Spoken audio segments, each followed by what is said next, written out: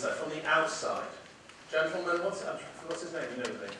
Neil Humphreys, who's an expat, a fantastic expat blog, kind of always ragging on various things. He says, in the old days, you filled employment pass application forms with your certificates and headed for the immigration checkpoints authority in Lavender.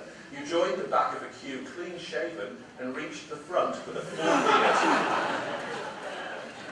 We were in and out in 20 minutes when you've been slowly suffocated by as much brain cell-killing red tape as I have in different countries in the last 20 years. It really does take the breath away.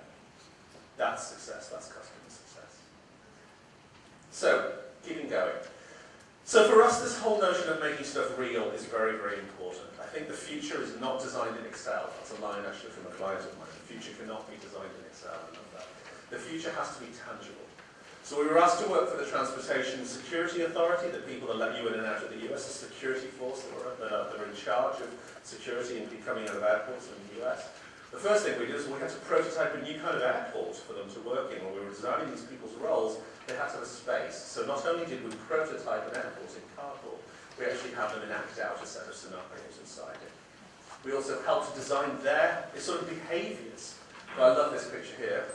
Less like nightclub bouncer and more like an awesome park ranger. So getting these people to be less about security and kind of fear induction and much more about experience enablement. So remembering security is a process to them, but to passengers, security is an emotion. So starting to put these people, these kind of, once sort of scary cops back into the kind of, these are just people like the rest of us, and sort of we did some communication design and sort of highlighted this. Started to get you to see them as people, just like the rest of us. And we took them through the coach, and we trained 600, and now 60,000 of these people have been trained on methodology. So we trained the trainers, helped them go through this new process, and now the whole force has been transformed. There it is, being launched in Washington. So very important to us that this stuff is made real. You can't design these things in kind of concept form. You have to tangibilize them as much as possible. Key word for us is impact. We care about impact. We care about stuff going out in the world. I'm terribly frustrated when clients come to us to design concept cars. Oh, I just want this cool thing that can sit on my shelf and I can talk about it in a book. Wrong. It has to hit the world.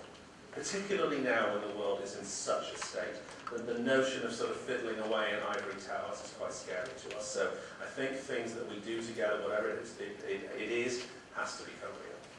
So for us, whether it's, this is a water pump that we made for indigenous manufacturing in Kenya, whatever it is, it has to hit the market. So for us, this notion of scale is very, very important. So the bigger the problem, and we're getting asked to address some very, very big ones. Purpose, poverty, peace, dignity.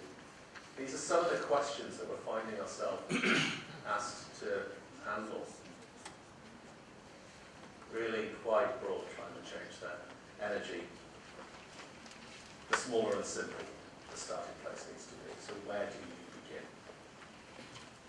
CDC, Centre for Disease Control, came to us and said, there's an obesity crisis in the US, what can we do about this? How are we going to solve something? What can we do? How do we make this real for people? So the reason why I share this example is because when you have a brainstorm, which we do every day at IDEO, people say, oh, this idea is really daft, it'll never happen, and they don't write it down. We have this phrase, encourage wild ideas. So a wild idea that was on a post-it note was, wouldn't it be great if we persuaded the White House to do a vegetable garden? That would be cool, wouldn't it? So the White House did a vegetable garden, right? And not only that, we're now involved in things like the Healthy Weight Commitment Foundation. I just took one of my American food clients to New York and got them involved in this conversation. So we're now getting involved with Michelle Obama and the Food Manufacturers Pledge, helping to reduce calorific consumption by 1.5 trillion. So I'm not joking when I say this. The line now from post-it note to policy is extremely short. And I think that's very exciting. So again, these are these policy, governmenty things that sat out here in very, very, very far-reaching terms. And there was the rest of us over here going, how do I do something about that? Now those two worlds are coming very, very close together. We're seeing these things go literally one to the other. It's very, very exciting, very dynamic times now. So here we are, learning with Facebook and Google. IDEO up there with the Obama. I got a call from the gentleman here, John Barry, in the office of President Obama, saying we want to understand how this design thinking and innovation stuff can start to play in our administration, so we're working with them on helping look at a variety of different challenges. bits of the world. NGO came to us and said, help us figure out how to get the citizens of Peru to engage in the democratic process. Democracy has fallen apart here. As you would imagine, Peru, or as you would speculate, highly corrupt or suspiciously corrupt government, always changing, lots of political kind of shenanigans going on at any given time, and the citizens are completely disengaged. From going out and talking to them, this is Cusco in Peru, going out and talking to them, as we did in their homes, in their lives, in the kind of daily interactions, one very straightforward insight came to the forefront. People need simple ways to engage in the political process. The word simplicity is probably the one I'm hearing the most in our work, which is how do we become more simple? Everything's become so complicated, death by PowerPoint. How do we become more simple? How do we tell simple stories? That's kind of an interesting challenge for us. How do we get people to engage simply in the political system? So we started conceptualizing a variety of ideas. The first one is this. It's a sticker. It says, fix this. We printed hundreds of thousands of these and we handed them out. And the idea was that people could stick them on anything that was broken to start to kind of identify in their town, in their community, in their city, things which they wanted to see fixed. The first question we asked, which I absolutely love, the first question that was asked of us actually, is this, which is, can you do one that I can stick on a person? It's lovely, right? So suddenly we had engagement, just from a very simple piece of paper. So we created a series of ideas together, with consumers, or with, I guess, political citizens. Park benches, are you going to stay seated? Let's act now. Bring light here, build a school here, plant a tree here, bring water here. Let's act now. Don't let your vote end here in the garbage can. Let's act now. On the first. Change is not out of reach. Let's act now.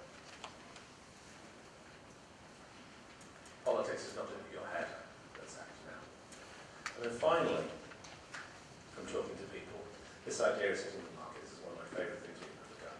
This is the idea of painting murals on civic buildings, buildings which are trusted, schools, libraries, which put forward the campaign promises that the politician of the local area has made, and as he fulfills them, a check mark is put against the campaign promise.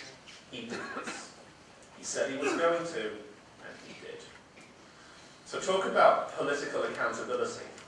There's a mural on a school that tells everybody what you've done. You don't want to screw that up, right? So again, design in politics, right? Fascinating. And we don't have an agenda here. None of us care who's in or who's out, but the notion of accountability and transparency needs to be at the forefront. And that's what we're trying to push forward here. At the other end of the spectrum, the notion of design playing in creating the next generation of leadership inside a culture. And I think this is very interesting. I'm going to China in a few weeks. This is something I'm very interested in exploring in China, something I'm very interested in exploring here. I was asked to speak at a TED event in Dubai, TEDx event, 2,000 people. Sheikh was there, it was a big deal. And essentially made the same kind of plea that I'm making to Singapore, which is, we're not here to disempower, let's co-create together. Let's have a conversation about the future. I gave a talk yesterday with the same title, How Will Countries Be Designed in the Future? How do we all work together, the citizens and governments, to co-create a set of solutions for the future? Worked with local communities, Emirati women who were awesome, and we had a set of conversations about bringing their sort of hopes and fears to the forefront and how we start to work together. One insight emerged from all of this, which is we would love a place where the young entrepreneurial community in Dubai, the Emirati entrepreneurs could come, could start to be together, could have processes and policies all for the help through the process to launching their own businesses, and we would love that to be a kind of centre. So was born the Dubai Economic Development Board Entrepreneurship Centre, which is a sketch of it here, and as you'll find this amusing. We created some concept sketches like this, and 3 months later, they had built it. So completely from our sketches, it's been the Middle East, of course, just go straight into it. And I think this is one of my favourite things that we've ever helped create. This is the wild Peter boys. These guys here, the two young Emirati guys that the Sheikh gave a grant to create their own business called Wild Peter. Wild Peter, their words, is the Starbucks of shawarma, and it is a rock and roll sandwich brand. So these guys have this fantastic Twitter following. Chicks love these guys, they're really, really popular. There are sort of media celebrities out there. They tweet all of their stuff. They have a huge Facebook following, and everyone loves them. They've got 29 stores now. And they're a fantastic example to me of a culture's intention to generate its next generation of leadership. And for us to even be part of that mix, I think, was really exciting and really inspiring. So we were designing a future, or a space in a future in which people like this could start to come forward, which is fantastic for us. So, I've said it several times, if you want to really make something change, the notion of authorship of that solution cannot be claimed by you. You have to co-create, you have to come up with it. So for us, our work is increasingly about giving away our methods, about broadcasting our methods, about publishing our methods, about allowing other people to take our methods and run with them and change them and make them their own. Gentleman in the audience told me earlier, we just published this human-centered design toolkit, which is done with the education industry. He's actually downloaded it. So all of this kind of work of putting it out in the world and benevolently assuming that people will do the right thing with it, which they do, we firmly believe that's the education philosophy. So we're increasingly expanding in terms of what we design, and we're also increasingly expanding in terms of how we design it. Designing, I think, very clearly expressed at the moment that we're very much about designing for people, but we're starting to increasingly design with people, and at increasing scale. So a year and a half ago, Jamie Oliver, TV chef, did a very impassioned plea on the stage of TED in Long Beach that the American childhood obesity crisis was of epidemic proportion and that somebody needed to do something about it. So we stepped forward and offered our services pro bono, and we created Open IDEO. Open Innovation Platform, anybody can join, only work on challenges for social good, nobody gets paid. Everybody is so excited, it's blown all of our minds, I think, this thing. So this was the first challenge that launched. People were jumping in. We created a sort of measurement system called my design quotient, my DQ, sort of a currency, a design currency. And people get very excited about the idea of a sort of currency of contribution. So here's some of the ideas that came through. This was the first challenge we did. 98 days in 166 countries, 7,354 users, created 584 iterations, 198 concepts, of which 17 were the winning ones. And they're now starting to be implemented by Jamie and his team for free. My niece, who's 24 and lives in rural England, contributed to a very, very early idea at this stage here, the inspiration phase.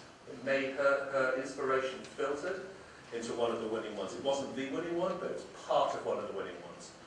At the end of this, we published this book, and there were 600 names in the back, which are the names of all the people who contributed to all the concepts.